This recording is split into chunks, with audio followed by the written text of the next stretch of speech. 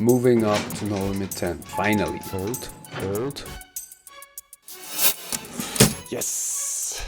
That's it. Bam! I'm relieved. I like that.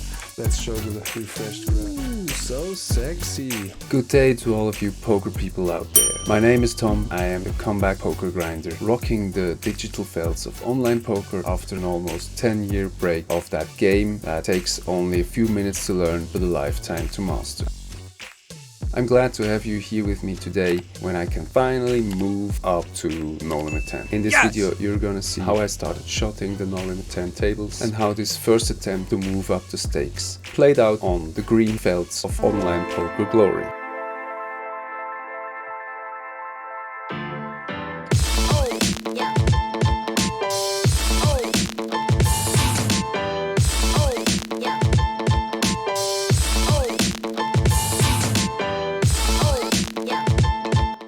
Well, I will isolate here, open raising a little more than I normally would, getting called by the small blind, getting 3-bet by the big blind, which is a small stack. I do want to isolate against one player, and if he has a premium hand, that's fine, but he's playing the hand that shouldn't 3-bet. Good morning everybody. This is a new session for my Bankroll build. I have just started 2 tables on iPoker network. It's 20 minutes past 5 in the morning in Switzerland.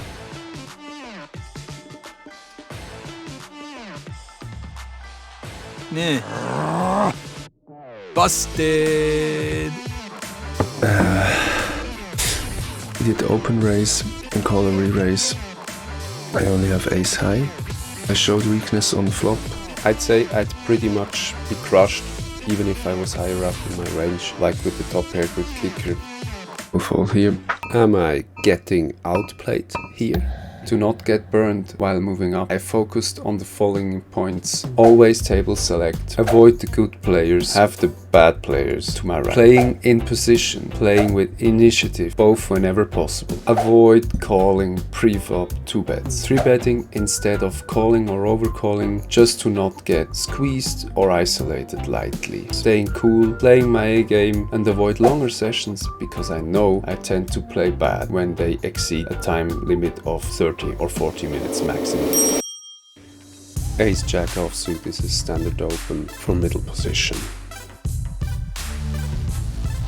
The board doesn't really help my hand and should be better for the calling range of the big blind, but still he checks to me and I decide to check behind for balancing reason and because I don't think I have the best hand very often, or that I could make him fold a better hand. The turn goes check check and I'm pretty sure now that both of us don't have a big hand.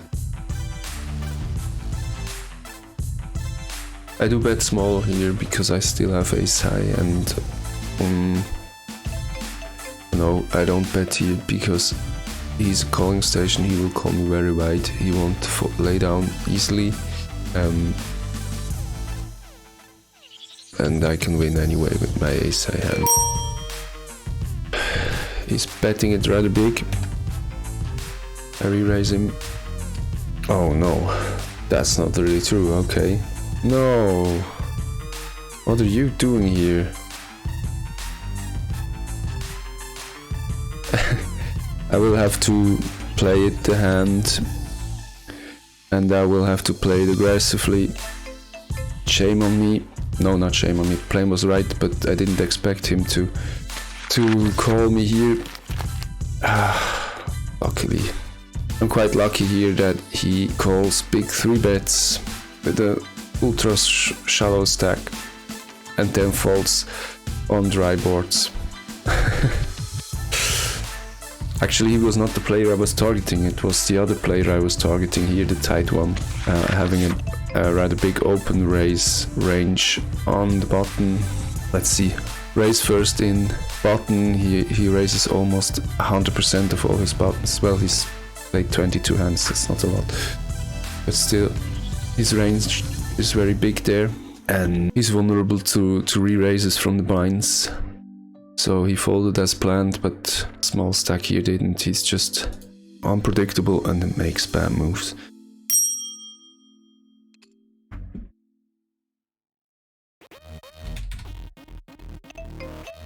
Well. Now I have so many players. And such good pot odds. Have a gut shot to the effective nuts. And if he really has a value hand here, he must be betting. But both players check. And so I take a step at this pot with my gut shot. It's still low enough to bet that I can get away against the shove. Oh, that's the wonder Card. How do I maximize value here? I will just check. I have one more card.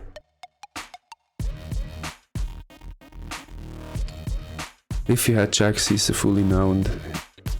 He got me. But he folds. I have the value bet on the river. And as Peter Clark told in his latest video, a value bet doesn't mean you want to get called a lot. It means if you get called, you have a big magnitude of the pot. So that's why I overbet shove the river. After this guy 3-bets and calls a flop donk bet on my side, or position bet, however you want to call it. So could have bet small, yes, but being a clear value bet there, I just think it's okay to push and get called less frequently, but when called, having won a bigger pot. 617 hands in this month, still okay for the challenge, but target is to play more than 400 hands a week, so 1,600 hands a month. We're just on that target right now. Still a lot of work to do. This one is an isolation race, 3.5. 2.5 from every position with me, +1 for the limper. I do get the call, both the flopsy bet, 2/3. Now when he donks here and I have a top pair good kicker, I just have to call, re-evaluate turn. When he checks, I'm pretty sure he's rather weak. I want to get 2 streets of value, and if I bet here, I probably have to face an all-in on a river because of stack to pot ratio. So I will get my second value street on the river. Hope he donks here with something worse than ace-10. Yes, he rivered a pair, and that's why checks can be so powerful. I made my hand look like the bottom of my range, but in reality I had a pretty good hand and I was deceived by checking. To end the session, I luckily get A pair of kings. spooky. Now I get really high 3-bet. As we're deep, I'm leaning to a little bigger side. He's the guy that open raises a lot. Yep. If you really have aces, nice hand. Hold. Yes! That's it. Bam! What a hand to finish the session. This video might make you think I'm all zen when playing poker. This impression, sadly, is not true at all. Don't believe my words? Check out next week's video where this happens.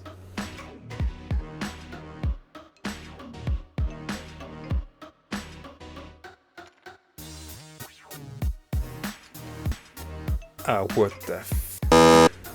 Yeah, have it. Fancy play, I can't believe it. Why can't I just leave it?